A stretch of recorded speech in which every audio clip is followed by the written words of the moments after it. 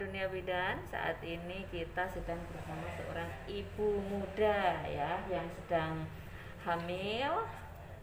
Hamilnya berapa Mbak tadi?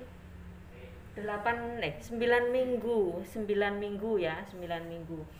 Oke, kita akan kasih penyuluhan. Jadi kalau Bunda di rumah juga hamil sekitar 9 minggu, saksikan ya, biar nanti ngerti apa tentang tentang kehamilan 0 sampai 3 bulan. Oke, ikuti. Modal saya ini ya nanti buat penyuluhan, jadi ikutin penyuluhannya dari awal sampai akhir. Oke, kita butuh waktu sekitar 10 menit. Mungkin semoga saja bisa selesai 10 menit.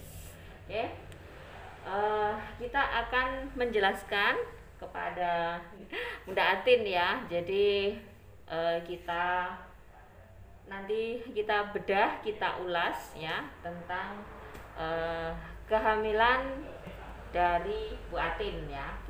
Kita lihat, oke? Oke, kita kasih penyuluhan tentang kehamilan di trimester 1. Oke, sekarang mau aku jelasin ya sama Mbak Atin gimana kehamilan trimester 1. Oke. Jadi kehamilan ya, ini kan masih awal ya. Kehamilan itu dibagi menjadi 3 trimester Mbak ya. Ada trimester 1, trimester 2, trimester 3. Nah, ini trimester 1 itu 0 sampai dengan 3 bulan atau 12 minggu. Oke. Nah, trimester 2 itu mulai dari lebih dari 12 minggu sampai 24 minggu. Nah, ini trimester 3 itu 24 minggu ke atas, di atasnya ya, sampai dengan 36 minggu atau sampai dengan dia persalinan. Maksudnya dia sampai dia kalau lebih dari 36 minggu artinya dia udah term ya.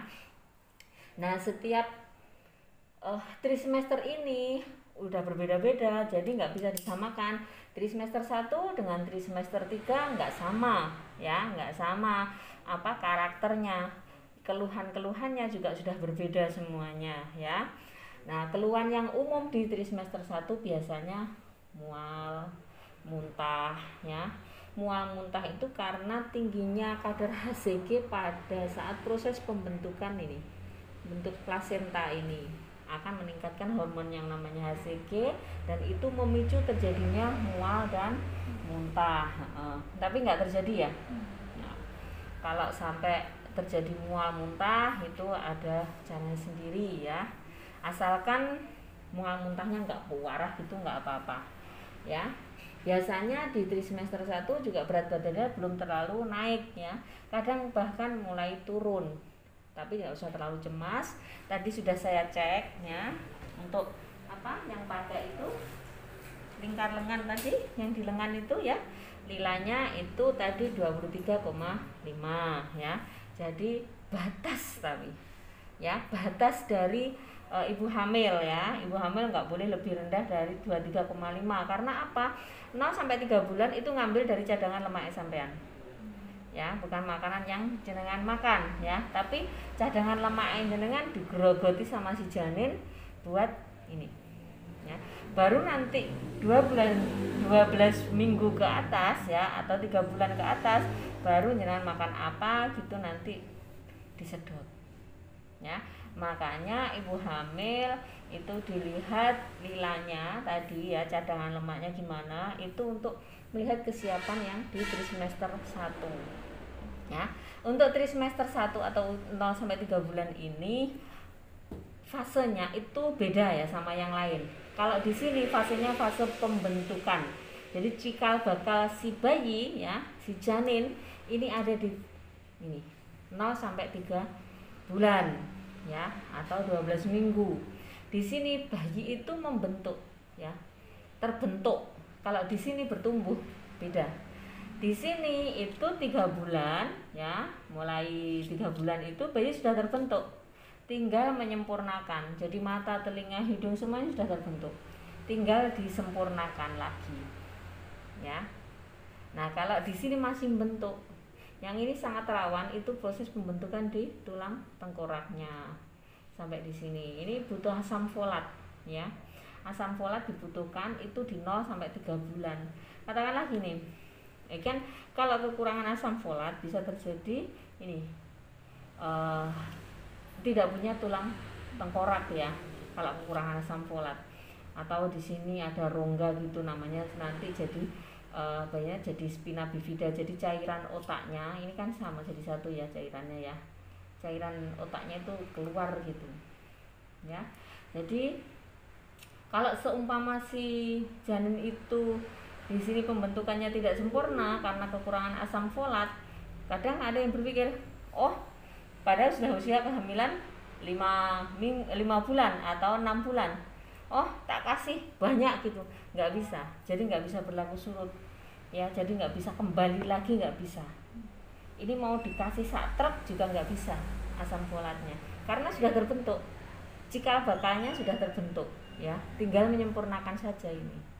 Makanya di sini hati-hati ya, karena prosesnya proses pembentukan itu hati-hati ya, ekstra hati-hati. Kalau merasa sakit, merasa apa saja, kalau memang itu membutuhkan obat-obatan, lebih baik dikonsultasikan karena ada obat-obatan tertentu itu bisa menyebabkan berhentinya proses pembentukan, bentuk lo ya, bukan pertumbuhan lo ya, berhentinya proses pembentukan atau terhambatnya proses pembentukan. Bagaimana maksudnya? Ini yang satu pembentukannya sempurna, yang satunya pembentukannya nggak sempurna. Nah itulah ya, makanya pokoknya kalau sakit lebih baik periksa ya. Jadi di sini harus ekstra hati-hati. Ada keluhan seputar pipis atau BAK? Sering pipis ya. Sering pipis itu pada hamil muda itu normal ya, wajar. Tapi sama juga perlu tahu wajarnya kenapa ya. Wajarnya itu gini. Ini kalau saya ini kan ada kandung kencing ya.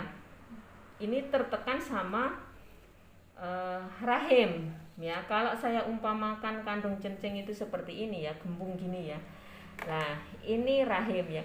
Kandung kencing tertekan sama rahim yang sudah membesar tapi masih di dalam rongga panggul, dia belum keluar ke rongga perut. Kalau seperti ini kan udah keluar. Sudah keluar kan? Nah, ini beda. Kalau yang ini belum keluar, sehingga kandung kencingnya tertekan sama rahim. Jadi gini. Nah, yang semula itu gembung gini, jadi pipih terkena rahim. Ya, jadi volume dia jadi berkurang. Seumpama katakanlah dia 400 cc, sekali ini baru kita ngerasa pipis ya, pengen pipis ya, ada sensasi pengen pipis. Tapi ini mungkin masih 200 cc atau berapa cc gitu, udah ada sensasi pengen pipis. Jadi sering pipis gitu. Jadi sering pipis pada ibu hamil muda itu normal ya. Selama selama tidak ada tanda-tanda seperti panas, nyeri pada saat pipis, panas daerah sini pada saat pipis, itu nggak apa-apa. Tapi kalau ada nyeri dan panas, itu lebih baik segera periksa. Ditakutkan nanti ada infeksi di daerah saluran kencing ya. Kalau ada infeksi saluran kencing, ini karena terlalu dekat dengan saluran ini ya, saluran reproduksi, jadi bisa masuk ke saluran reproduksi ya, infeksinya. Akhirnya bisa menginfeksi di sini dan ini bisa terjadi keguguran ya.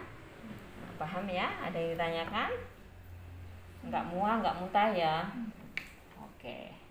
Ini pasiennya alhamdulillah, kalau orang Jawa bilang tambeng. Tapi enggak apa-apa ya. Alhamdulillah. Udah 8 menit. Oke. Jadi nanti ini biasanya mual muntah, tapi kalau nggak mual muntah ya nggak apa-apa. Nanti dikasih tablet tambah darah ya, supaya nanti bisa lebih cepat untuk karena nanti ibu hamil itu terjadi yang namanya hemodilusi. Hemodilusi itu kayak pengenceran cairan di dalam tubuh ibu ya, untuk mencukupi kebutuhan janin ini. Tubuh itu memberikan cairan lebih banyak sehingga apa, HB-nya jadi turun, HB-nya jadi encer gitu loh darahnya, akibatnya kayak gitu. Makanya biasanya sering pusing gitu, kadang pusing ya. Kadang pusingnya kayak gitu. Kalau pusing pada ibu hamil lebih baik segera tidur, terlentang. Kalau masih muda kayak gini terlentang, dilonggarkan semuanya, menghindari kerumunan ya. Kaki kalau bisa ditinggikan supaya apa, oksigen lari ke otak ya, jadi hilang pusingnya ya gitu. Triknya kalau pusing pada ibu hamil, kakinya ditinggikan, hindari kerumunan karena biar tidak berebut oksigen. Sebenarnya kekurangan oksigen pada ibu hamil ya. Ada keluhan lagi? Kalau itu Bu, kayak kadang-kadang tuh kayak apa ya, menek-menek kayak masuk angin gitu. Ya itu mual-mualnya. Itu karena kadar hormon HCG-nya itu yang tinggi ya. Jadi pada saat proses pembentukan plasenta ini ya, bentuk plasenta itu ada hormon HCG yang diteskan itu loh sebenarnya. Jadi jadi positif itu. Nah, itu karena pengaruh dari pembentukan plasenta. Nah, itu mengakibatkan mual muntah. Kalau mual saja cuma di sini. kalau mual tok ya, Kalau mual tok itu caranya, kalau pagi bangun tidur jangan segera terjaga. Jadi istilahnya orang Jawa ketap-ketip dulu ya, sekitar 5-10 menit itu supaya hormonnya seimbang dulu. Kalau hormon sudah seimbang nanti baru bangun. Bangun maksudnya bangun terjaga dari tidur ya. Gitu. Kalau lagi tipsnya lagi, makan makanan yang kering kayak biskuit kering gitu supaya enggak terlalu mual. Biasanya kalau sama nasi kan mual gitu ya. Udah lagi? Udah cukup ya. Nah iya, ini jadi tahu kan tadi perbedaan. Nah nanti di usia kehamilan yang trimester kedua kita bahas dalam season yang tersendiri juga yang di trimester ketiga. Kalau ini udah jelas ya Bunda ya, yang dari rumah ya, sekaligus saya juga memberikan penyuluhan pada Bunda Atin. Oke, jangan lupa like, comment, and subscribe Dunia Bidan.